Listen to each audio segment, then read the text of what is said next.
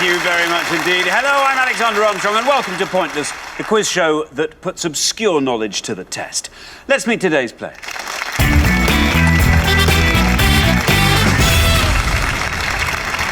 Welcome, Phil and Carol. Where have you come from? I've come from Tunbridge Wells, and my sister Carol is from Harrow. Carol, what do you do in Harrow?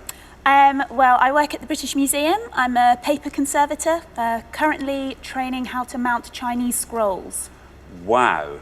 These are ancient Chinese scrolls. They don't let me touch the ancient ones just yet, because it's like a 10-year training process. 10 years training. OK. Phil, what do you do? I'm currently at university studying advertising and brand management, which advertising and brand management. It's brilliant because, like, well, I can watch my favourite pastime of watching TV. I count that as research. So that's brilliant. But good. yes, that means you're not allowed to whiz through the outbreaks, no, are you? Not allowed. Not allowed. Very best of luck to the pair of you. It's great to have you here. And next, we welcome Phil H. and Mick. Now, how do you two know each other? Mick's my dad. Yeah. Mick's my dad. I've known him for 48 years. Although the first few were a little bit hazy for me, of course. I've got a lot of photos to sort of bring back the memories, but we both come from Wellingborough in Northamptonshire. Very good. What would you like to see come up, Phil, this afternoon? Chinese manuscripts would be good. Yes, I was just thinking that'd be good, wouldn't it? Yeah. Just anything like that, you know, anything to do with that. No, again, I'd love anything to do with entertainment. I do actually like ancient history, the Roman era, up to the time of Julius Caesar. That's always been an interest for me. Mick, what about you? Something that I have some slight knowledge about, I think. OK. I like to think I know a little bit about sport, a Yeah. little bit about geography, politics, I suppose, in a way. So we live in hopes on that one. OK, but a nice sort of broad field of Exactly. interests. There we are. Yeah. Splendid. Well, it's great to have you both here. Welcome to the show. Thank you. And next we welcome back Mandy and Ryan. You were on the show last time. Everyone gets 2 chances to reach the Pointless final, and this is your last chance. Remind us how you did. Not good. No, not very well, unfortunately. Yeah. Went out on the first round. Yes. Eek. Words ending in E-E-K. Geek and leek we had from you, and they just scored very high. They did. That was it, yeah. I thought geek could be low. Yeah. I thought that was one of my words that... Yeah. It seems everyone's using it now, Mandy. What are you going to hope comes up this afternoon? Bit of music. Geography would be quite good. I drive quite long distances through lots of countries, so something to do with geography would be quite good. Well, great to have you back on the show. We'll hope we'll see more of you this time. Best of luck. And finally, we welcome back Tom and Darren. You were also on the show last time. Remind us what happened with you. Yes, we did quite well. We got to the head-to-head, but unfortunately we didn't go any further. I honestly think the couple that beat us were very good, very good. Excellent. Give them all credit to that. Very good. Darren, what would you like to see come up this afternoon? Maybe it's a bit of TV. I do like watching TV. I like watching my soaps a little bit. And sport as well, watching our sport on TV as well. Very good, very good. Tom, how about you? What would you like to see this afternoon? Oh, I'd like to see maybe history, because it's one of my major subjects. I'm also interested in the battles that was in the First World War and also the Second World War. So really speaking, history and the war. OK, history and the First or Second World War. Well, very best of luck to the pair of you. It's great to have you all here. We'll find out more about all of you as the show goes on. There's only one person left for me to introduce. He toils in the engine room of the good ship Obscurity. He's my pointless friend. He's Richard. Hiya.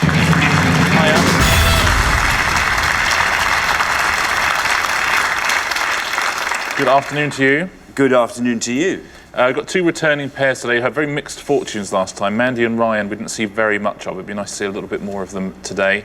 But Tom and Darren went all the way through to the head-to-head. Very tough head-to-head as well. They played very well. So I suspect they could do very well. Might be tough for our 2 new pairs today, but should be a cracking game, I think.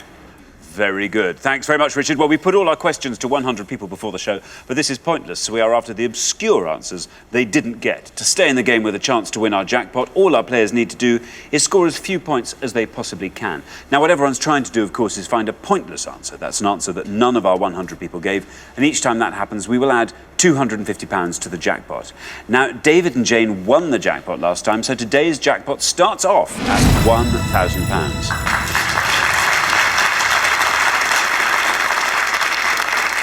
Right, let's play Pointless.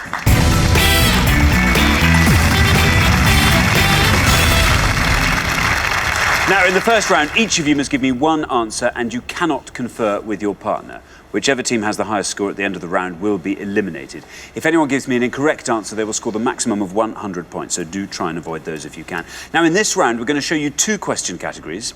The first category will be played on the first pass, going up the line. The second category will be then played on the second pass as we come back down the line. So, as always, it's crucial to decide who goes first and who goes second. So let's reveal those 2 categories, and we have got DIY and Cookery. So remember, DIY will be played on the way up in the first pass, and Cookery will be played on the way back down in the second pass. Can you all now decide in your pairs who's going to go first, who's going to go second? And whoever's going first, please step up to the podium. OK, let's find out what the first DIY question is. Here it comes. We gave 100 people 100 seconds to name as many types of tool as they could. Types of tool. Richard. Yeah, the correct answers in this round will all be types of tool. That's hand tools, machine tools or power tools used in the home, garden or workshop. OK, thank you very much. Now, Phil and Carol, you all drew lots before the show, and this afternoon you get to go first. Now, for each question, we're going to give you a choice of 7 possible answers on the board. Here is your first set of 7 answers. And it reads like this. Screwdriver, chisel, bradawl, adze, mattock, jigsaw, burrel. I'll read those one more time. Screwdriver, chisel, bradawl, adze, mattock, jigsaw, burrel. Now, I can tell you at least one of those answers is pointless, and at least one of those answers is incorrect. Pick an incorrect one, and obviously you'll score the maximum of 100 points. So then, Phil. It's not looking pretty. So I'm going to have to take a punt, and I'm going to have to go with adze. Is that how it's pronounced? Let's say adze. Okay, but, ads. Ads, come on, you want to work in the ads? Yeah, yes, yes. Right up your street. OK, well done, Phil. You're saying ads. Let's see if it's right and how many people said it, if so. Good luck. It's right. Very well done, Phil.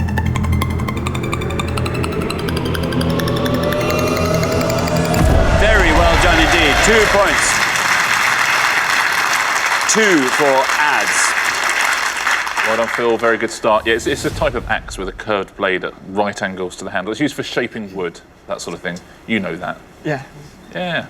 Very good. Now, Phil, we are looking for tools. Yeah, there's a few up there that are pretty common, I think. Quite a few I've never heard of before. So I'm going to go for one of the ones I've heard for, and I'm going to say bradawl. Bradawl. There it is. Bradawl. Do you know what it is, a bradawl? It's a small boring tool, I think, for wood. It's not that boring. It's probably quite exciting. OK, bradawl. Let's see if it's right. And if it is, let's see how many people said it. Good luck, Phil.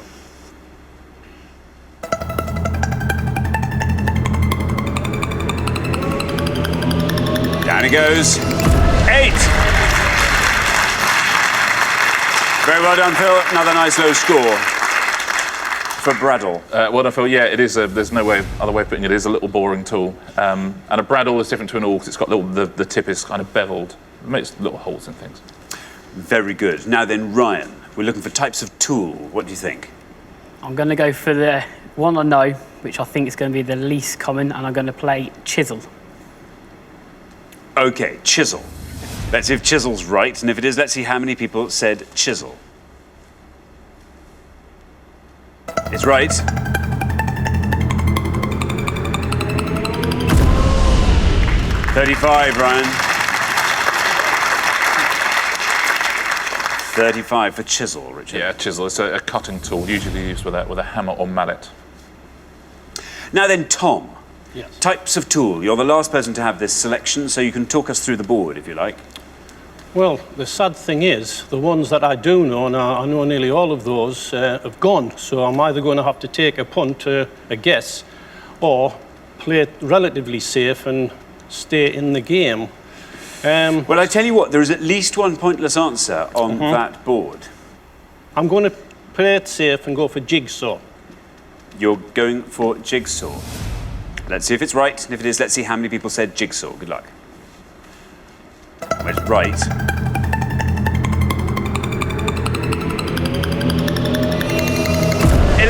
Well, there you are.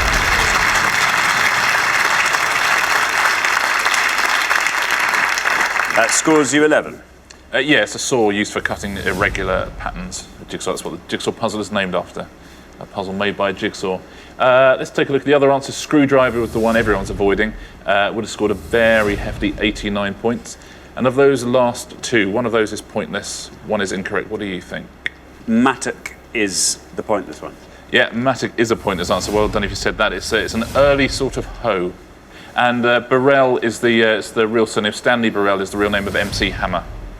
So it's an incorrect answer. OK, thank you very much, Richard. Well, we're halfway through the round, so let's take a look at the scores as they stand. Phil P. That was a brilliant answer from you. 2, there you are, deservedly at the bottom of the heap, or top of the heap, if you see what I mean. And then Phil H, another good answer for you on 8. Then up to 11 for Tom and Darren. And then way out in front, Ryan and Mandy with 35. OK, we're going to come back down the line. Can the second players please take their places at the podium? OK, for the second pass, the category is cookery. Let's see what that cookery question is. Here it comes. We gave 100 people 100 seconds to name as many ways to cook or serve eggs as they could. Yeah, nothing to add there. The correct answers in this round, just ways to cook or to serve eggs.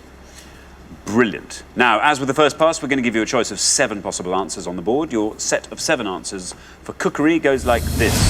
Bourbonnais, à la Florentine, poached, en cocotte, Creole, Benedict, sunny side up. I'll read those one more time. Bourbonnais, à la Florentine, poached, en cocotte, Creole, Benedict, sunny side up. Now, again, I can tell you that at least one of those answers is pointless and at least one of those answers is incorrect. So try and avoid those if you possibly can. Now then, Darren, you are on 11. The high scorers are Mandy and Ryan on 35. If you can score 23 or less, you are through to the next round. What do you think? We're looking for ways to cook or serve eggs. And obviously, you're trying to find the one that the fewest of our 100 people said. Yeah, I do like eggs as well, but I only usually cook them one way, which is up there, but I think it's probably the most popular one. Bit of a guess, I'm going to go with Benedict. Benedict. OK, you're saying Benedict. Here's your red line. If you get below that red line with eggs Benedict, you are through to the next round. Good luck. Is it right? How many people said Benedict?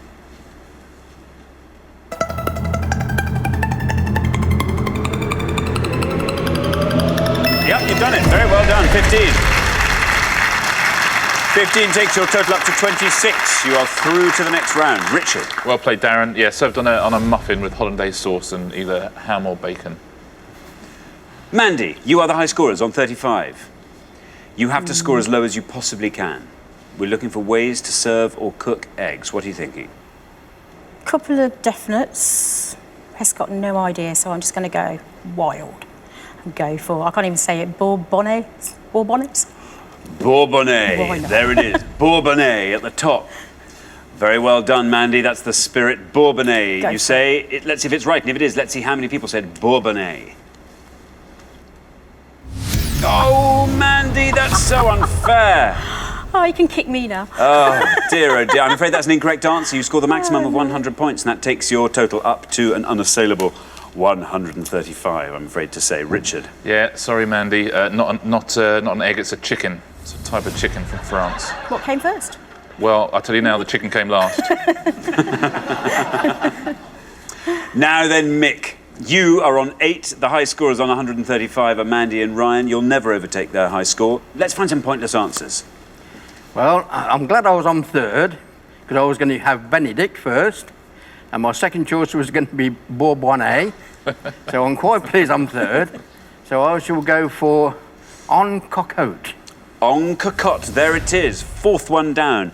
En cocotte, let's see if that's right. And if it is, let's see how many people said it. Obviously no red line for you because you're already through to the next round. En cocotte. That's right.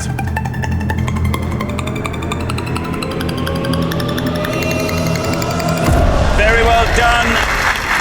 That's a great answer, Mick. And a nice low score for you. That scores 3, taking your total up to 11. Richard. Yeah, lots of different versions of that, but it's basically pouring an egg over a base that involves usually onions and mushrooms. Put it in a ramekin, put it in a bain-marie. Lovely. Eggs en cocotte. Lovely. Now then, Carol, there's at least one pointless answer on that board.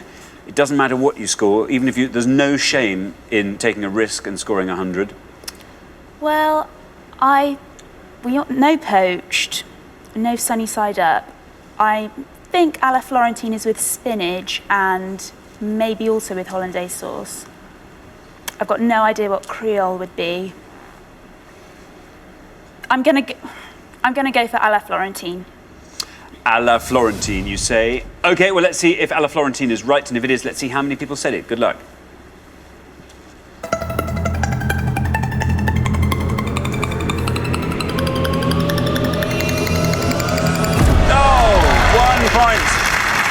Very well done, Carol. The lowest score of the whole round takes your total up to 3. Yeah, Richard. 3 points between them. That's a team to be reckoned with. And you're absolutely right, it's with spinach, but usually a Mornay sauce Okay. rather than hollandaise. But I'm not going to Just tell penalise us, you for that. just remind us what a Mornay sauce is, will you, Richard? Well, the Mornay sauce has cheese in it, doesn't it? Yes. Is that yes? Yeah. Usually Gruyere or Parmesan. Now, let's look at the rest of the board. It is. It is. Yes, it's up. Good. Yeah, poached egg, which is obviously the basis of a la Florentine, but also eggs Benedict. That would have scored you 91 points. Very good score. Sunny side up, it's just a way of cooking a fried egg. Would have scored you 7 points. And Creole is the pointless answer. That's a boiled egg cooked in various different things. Pointless answer. Very well done if you said Creole at home. Very good. I'm amazed. Sunny side up. You should have gone for that, Mandy. I know. Sunny side up. Crazy. I might as well go out with a bang. Really. You've gone out with a bang. Well, that's true. Yeah. Well, thanks very much, Richard. So at the end of round 1, the losing pair with the highest score, it is Mandy and Ryan. There's no getting away from it. We're not very good, are we? Listen, Mandy, you did exactly the right thing. In Pointless, you have to go out right to the edge of the ice. What? Sunny side up. Sunny side up, only 7. I know, it's madness. And to be fair, you would have lost anyway. Yeah, but that's what, because of his rubbish chisel answer, so. It's swings and roundabouts. It is very much. Well, thank you very much, Mandy and Ryan. It's been such a shame not to see more of you, but you've been brilliant contestants. Lovely having you on the show. Thanks so much. But for the remaining 3 pairs, it's now time for round 2.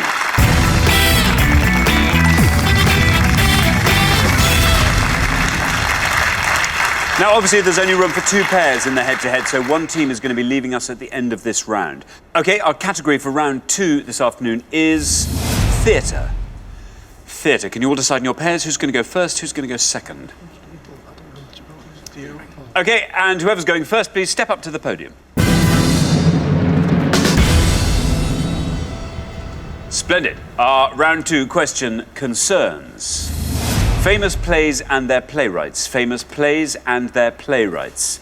Richard. Yeah, we're going to show you a list of 6 plays on each pass. We asked 100 people which British-born playwright wrote those plays. If you give us a nice obscure answer, you'll score fewer points. If you give us a wrong answer, though, you're going to score 100. There's going to be 12 plays in all, 12 playwrights to guess. Very best of luck. OK, thank you very much, Richard. So we're looking for the British-born playwrights who wrote these plays. And we have got An Inspector Calls, Beautiful Thing, Much Ado About Nothing, The History Boys, Peter Pan, Abigail's Party. I'll read those one more time. An Inspector Calls, Beautiful Thing, Much Ado About Nothing, The History Boys, Peter Pan, Abigail's Party. There we are. There are the 6 plays. Now, Carol. I'm going to go for The History Boys, Alan Bennett. History Boys, Alan Bennett, you're saying. OK, well, let's see if that's right. And if it is, let's see how many people knew that answer.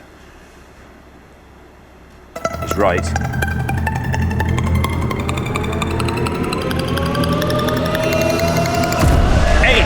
Very well done. A nice single-figure score. 8 for The History Boys, Alan Bennett. Yeah, well played, Carol. Won both an Olivier and Tony Award for Best Play, turned into a film as well. Very good indeed. Now then, Mick. There is an obvious one, and I suppose there's one slightly less obvious, and I'm afraid that's the one I've got to go for. J.M. Barrie wrote Peter Pan. J.M. Barrie, Peter Pan, says Mick. Let's see if that's right. And if it is, let's see how many people knew that answer. He's right. 27. That's not terrible, though. 27 for Peter Pan. Yeah, well done, Mick. Quite a surprisingly low score, isn't it? It first appeared in a novel called Little White Bird, Peter Pan, before J.M. Barrie put him in the play. OK, Tom. You are the last person to have this list. Right. So if you like, you can talk us through it and fill in the blanks. I think there's only one on there which I could really have a go at. And obviously I think it's going to be relatively high. And that's Much to Do About Nothing by William Shakespeare. Much Ado About Nothing, William Shakespeare, you are saying. Well, let's see if that's right. And if it is, let's see how many people knew that answer. Much Ado About Nothing, William Shakespeare. Good luck, Tom.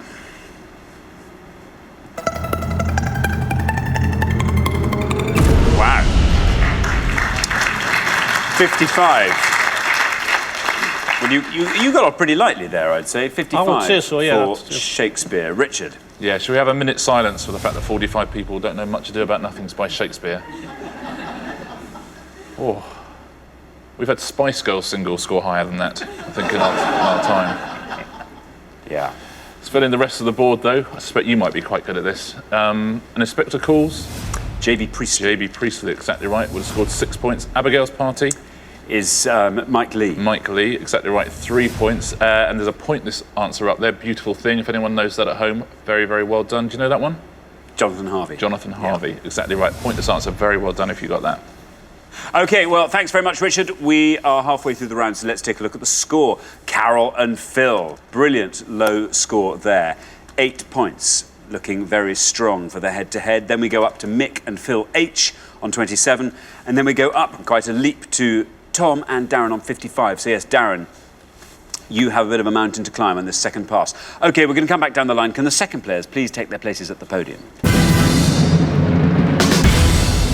OK, we're going to put 6 more plays on the board, and here they are. We have got Shirley Valentine, The Mousetrap, The Birthday Party, Edward II, A Chorus of Disapproval, and Blithe Spirit. I'll read those one more time. Shirley Valentine, The Mousetrap, The Birthday Party, Edward II, A Chorus of Disapproval, and Blithe Spirit. Now remember, we are looking for the playwrights who wrote these plays, and you're trying to find the one that the fewest of our 100 people knew. Darren, you're the high scorers on 55. There's nothing for it but for you to try and find the most obscure answer you can. Yeah, and I think it's going to get even higher because I don't recognise any of them. It's probably the weakest subject you could have possibly picked. Genuinely no idea. I'm just going to guess Shakespeare again for Edward II.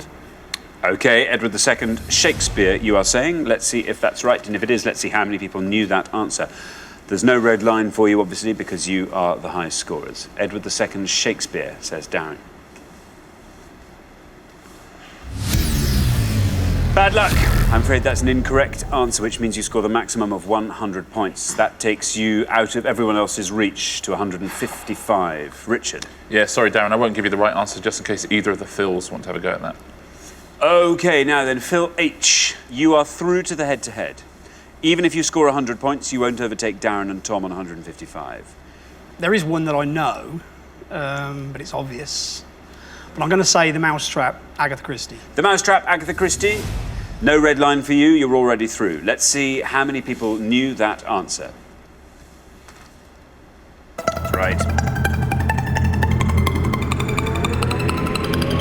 34. 34, which adds to your 27 and takes your total up to 61. Richard? Yeah, well done, Phil. It's been on in London's West End since 1952. So then, Phil, we come to you. Phil P, you're the last person to have this board, so feel free to mop up. My summary of this board isn't going to be great. The only one I knew was the Mousetrap, but that was only because I was dragged to it. I haven't even heard of these other plays. So I'm going to have to go with A Chorus of Disapproval, and that was by Gordon Taylor. A Chorus of Disapproval by Gordon Taylor. Let's see if that's right. And if it is, let's see how many people said Gordon Taylor. No! Very bad luck, Phil P. Unfortunately, that's a wrong answer, as you might have suspected. It scores you the maximum of 100 points, taking your total to 108. But you're through to the head-to-head, so it doesn't matter. Richard. Yeah, one of my favourite wrong answers, though. Gordon Taylor, where'd you get that from? I like it. Chorus of Disapproval is actually by Alan Ayckbourn. Would have scored you 5 points. So Alexander, I might test you again. Go on then. Blithe Spirit. Noel Coward. Noel Coward, yeah, would have scored you 11. Shirley Valentine. Willie Russell. Willie Russell, absolutely right. Would have scored you 6. Birthday Party. Harold Pinter. Pinter, yeah, would have scored 4. Now, Edward II is a pointless answer. Do you know Edward II? I don't know. Christopher Marlowe.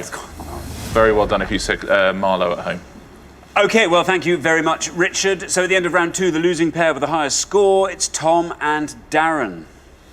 I'm sorry to say that was a very tough round for you, wasn't it? Unfortunate for us, the questions. Just not really into theatre. Don't read a lot, so it was a big struggle for me. Yeah. It was one of the subjects which I was hoping wouldn't come up, but that's the way it happens. Well, I'm afraid this is where we have to say goodbye, Darren and Tom. It's been great having you on the show. Thank you so much for coming along and playing. Great contestants. But for the remaining 2 pairs, things are about to get even more exciting now as we enter the head-to-head.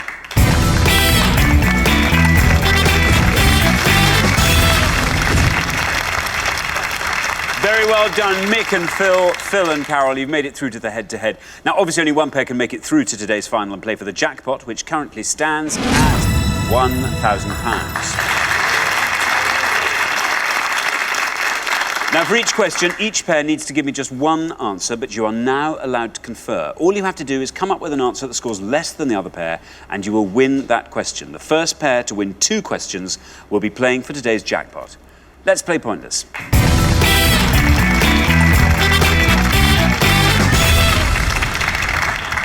Here's your first question. We gave 100 people 100 seconds to name as many Chas and Dave UK Top 40 hits as they could. Richard? Yeah, we're looking for any single released by Chas and Dave or which had them as a named featured artist which has reached the UK Top 40 prior to May 2011, please. Thank you very much, Richard. Now then, Mick and Phil, you have played best throughout the show so far, so you get to go first.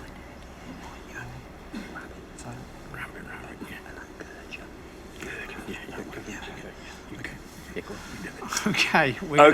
We're going to have to apologise for the pronunciation, but we're going to go for Gurcha. Gurcha. Carlson.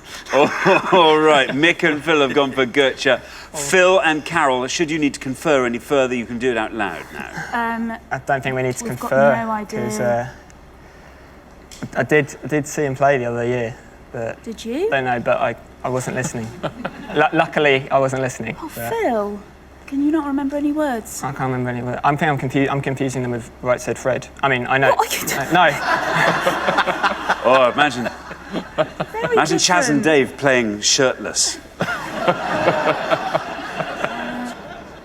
Oh my goodness, I think this is probably like some Edwardian pub song. Roll out the barrel. Yeah, go for it. Roll out the barrel. Roll out the barrel. It's not a bad suggestion at all. We have Gurcha from Mick and Phil, and we have Roll Out the Barrel from Phil and Carol. Mick and Phil, let's see. Gurcha, is it right? How many people said it? Yep, it's right.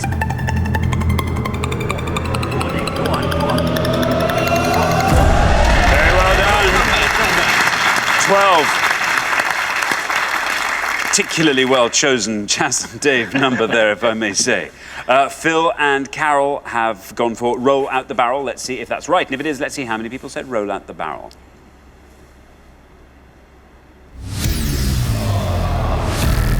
Bad luck, but well tried.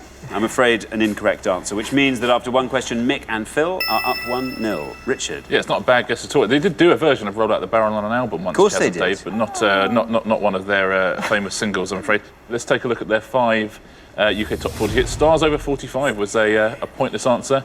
Ain't No Pleasing You, which got to number 2. That's can I put my hand up and say I love that song? That's a brilliant song, isn't it? Ain't No Pleasing You is one of my favourite songs. That's an absolute non-novelty song, just a straightforward, it's a brilliant beautiful song. Yep. Gurcha, less so, but you know, still a nice song. 12 points. Snooker Loopy, of course, which was the Matchroom mob featuring Chas and Dave. Can I put my hand 17. up and say I love? No, I'm sorry. And Rabbit, right at the top there, 53 points. That's nearly as many people know Chas and Dave did Rabbit as know William Shakespeare did Much Ado About Nothing.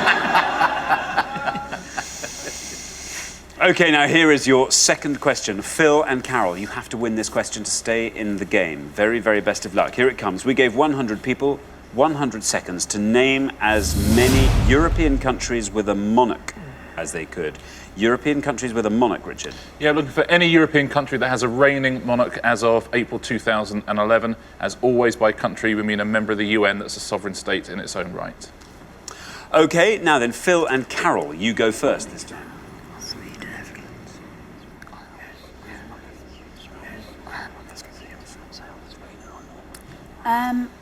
We're going to go for Sweden. OK, Sweden. Mick and Phil? For Sweden. You said Sweden, haven't you? So we'll go for Norway. Say Norway. OK, you're saying Norway. We have Sweden, we have Norway. In the order they were given, Phil and Carol said Sweden. Let's see if that's right. It's right. 30.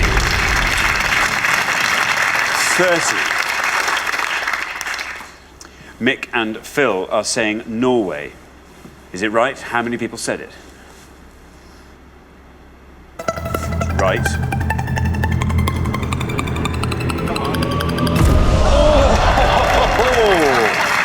Well done, Phil and Carol. That's exactly what you needed to do. Brilliant answer there. 30, Sweden wins it for you. Just so after 2 questions, it's 1-1, Richard. Yeah, well played. Let's have a look at all the European countries with monarchs. There's Liechtenstein and Andorra. Both would have scored you 2. Very well done if you said either of those. Luxembourg and Belgium on 12. Sweden 30. Netherlands 31. Alongside Norway, also 31. There Denmark 32. Monaco 41. Spain 61. And the UK 90. Thanks very much, Richard. OK, here is your 3rd question. Whoever wins this question goes through to the final. Here it comes. We gave 100 people 100 seconds to name as many Conservative Michaels in government as they could. Conservative Michaels, Richard. Yeah, looking for any Conservative politician called Michael, or who is commonly known as Michael, who's held any cabinet post from 1979 right through to April 2011, please. OK, Mick and Phil, you go first this time.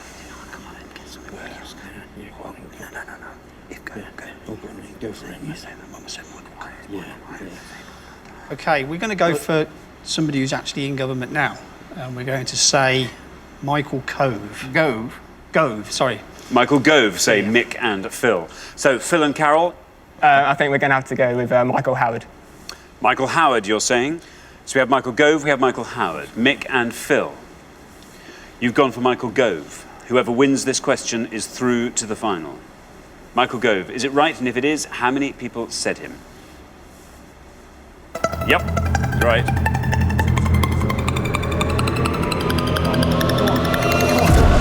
Very well done. 15 for Michael Gove. Phil and Carol have gone for Michael Howard. Let's see if he's right. And if he is, let's see how many people said Michael Howard. He's right.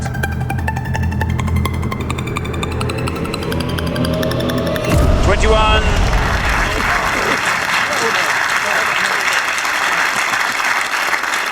Very well done, Mick and Phil. Michael Gove, 15. So after 3 questions, Mick and Phil are through to the final, 2-1. Richard. Yeah, very well played, guys. Well played, both teams. Really, really good head-to-head. There were 3 killer answers, actually, that would have beaten even Michael Gove. Let's take a look at them. Michael Jopling, now Baron Jopling, was Chief Whip under Thatcher. Lord Havers, who was Attorney General and Lord Chancellor under Thatcher. Both of those are pointless. Very well done if you said either of them. Michael Forsyth, who was John Major's Scottish Secretary, would have scored you 2. There's Michael Gove, Cameron's first Education Secretary, 15. Michael Howard, 21. Michael Portillo, 41. And Heseltine was actually right at the top of the list with 48. OK, thank you very much, Richard. So the losing pair at the end of the head-to-head, I'm afraid, Phil and Carol. But the good news is we will see you again next time, when I hope we will see you go all the way through to the final. But meanwhile, thanks so much for playing. Phil, Carol, brilliant contestants. Thank you. For Phil and Mick, it's now time for our pointless final and the chance to win our jackpot of £1,000.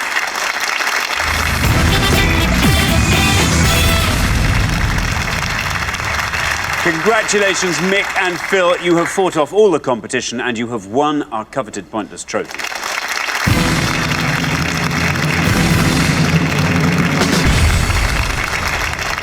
You now have a chance to win our pointless jackpot, and at the end of today's show, the jackpot stands at £1,000. There it is. Now, the rules are very simple. To win that money, all you have to do is find a pointless answer. That's an answer that none of our 100 people could think of. Now, we've had no pointless answers on the show today. You only have to find one now, and you will go home with that money. First, though, you've got to choose a category, and you can choose from these 3 options. They are acting dames, singer-songwriters, sportsmen. Acting dames are not necessarily film stars, which would be your forte. Well, I don't know. Singer-songwriters? Singer-songwriters. Sportsmen. I don't like the look of sportsmen. I reckon acting dames. Go on. Yes, I'm game. Singer-songwriters? What do you think? No, we'll go for acting dames. We'll go for acting Yeah, dames. go for Acting dames. Acting Very dames. good. OK, well, let's Acting find out what the question is. We Yeah. gave 100 people... Can we change our minds after? No. We gave 100 people 100 seconds to name as many Helen Mirren films as they could. Helen Mirren films. Richard. Yeah, we're looking for any feature film made for cinema release for which Helen Mirren has received an acting credit prior to May 2011, please. No short films, TV films or documentaries, but voice performances do count. OK, you now have up to 1 minute to come up with 3 answers, and all you need to win that £1,000 is for just one of those answers to be pointless. Your 60 seconds start now. Right. If we The Long Good Friday. Yeah, pretty obvious. Oh, is it? Oh. If we go recently, she's just done that one with Bruce Willis called Red. Oh, yes, yeah.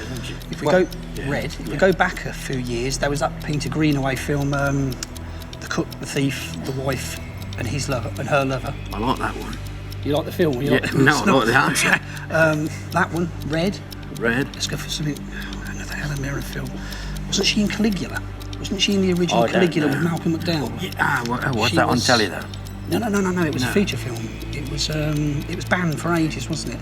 So should we go for The Cook, the Go on Thief, then. Caligula, and Yeah. Red? Yeah. Yeah. Should we choose them 3? Yes, you're one. You've got your 3. I think we've got our 3. We're going to stop the clock.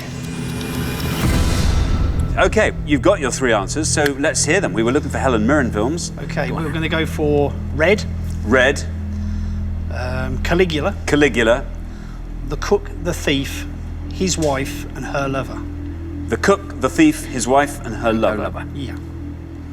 OK, of those 3, which do you think is your best hunt? That one. That one, I The think, Cook, is probably the the Thief, most... his wife, and her lover. Yeah. We'll put that one last. Okay, we think Red will be the most popular because it's So most go recent. for Caligula in the middle. Yeah. And Caligula in the middle. Yeah. OK, let's put them up on the board in that order, and here they are.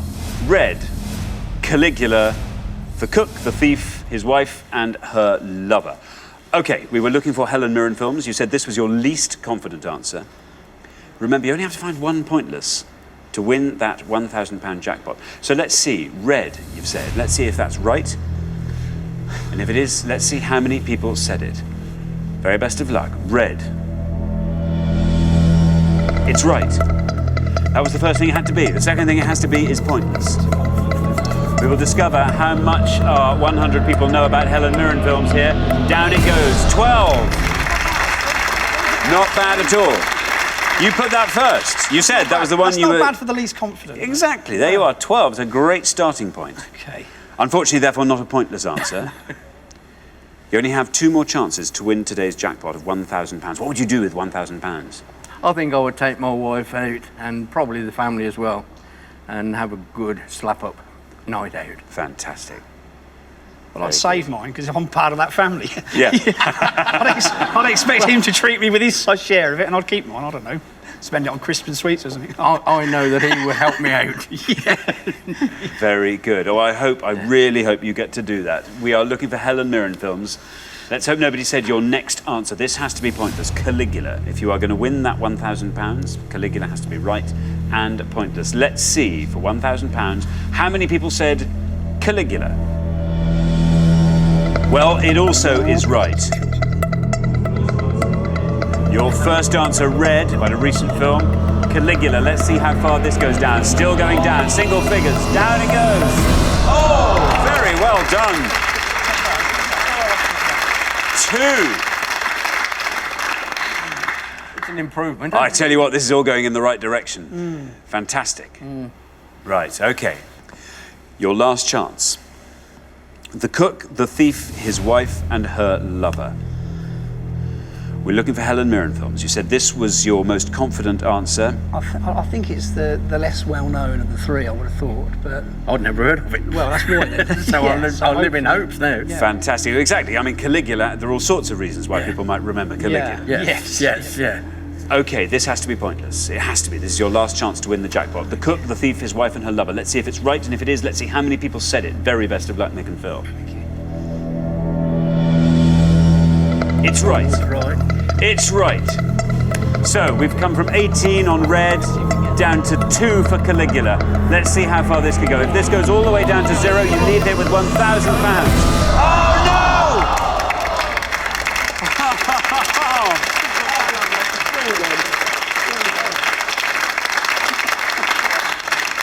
Oh dear, oh dear. Unfortunately, you didn't manage to find that all-important pointless answer, so I'm afraid you don't win today's jackpot, which rolls over onto the next show. But you have been brilliant contestants. Thank you. Really brilliant contestants, and you do get to take home our pointless trophy, of course.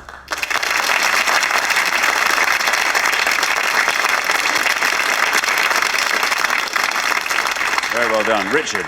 Guys, I'm so sorry. You've been so good throughout. Brilliant answers. You've been such fun as well. It's about to get a tiny bit worse as well. The very first thing you said when this came up, Mick, you said... oh, no, don't tell me that was 0. You said the long Good Friday. Phil, you said, no. That's so obvious. That's too obvious. It's a pointless answer. Would have won you the jackpot. Let's take a look at some of the other pointless answers as well. I shan't say anything to him. 2010, which was a sci-fi thriller from 1984 about how unbelievably modern 2010 would be. A Midsummer Night's Dream, which was a film version of a play by a little-known English playwright named William Shakespeare. Mosquito Coast with Harrison Ford, that was pointless. The Long Good Friday, there it is. That, of course, was about Bob Hoskins trying to redevelop the Docklands as a site for a future Olympic Games, which is probably a slightly more accurate reflection of 2010 than the original film. The Madness of King George, she played George's wife, Queen Charlotte, and she was the Queen of Egypt in The Prince of Egypt as well. Guy, really, really bad luck. You played so terrifically. Great answers in this round as well. Really, really bad luck. Thank you. Thank you. Oh dear, oh dear, oh dear. That's hard, isn't it? You said that. Yeah, and I overruled him. You said that. I didn't really overrule you, did I? Yeah. Well, you did really. So I think you sort of talked yourself out of it, didn't you? I shan't say a word to him. No. I'm sure you'll be as good as your word, Mick. He'll just have to wait with his 2 brothers when they read the will.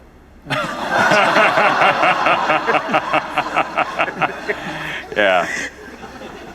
Well, you've done incredibly well. Unfortunately, we have to say goodbye to you, Mick and Phil, but it's been such a pleasure having you on the show. You've been brilliant contestants. Thank you both so much for playing. Thank you. Nobody's won our jackpot today, so it rolls over, which means on the next show we will be playing for £2,000. Join us then to see if someone can win it. Meanwhile, it's goodbye from Richard. Goodbye. And it's goodbye from me. Goodbye.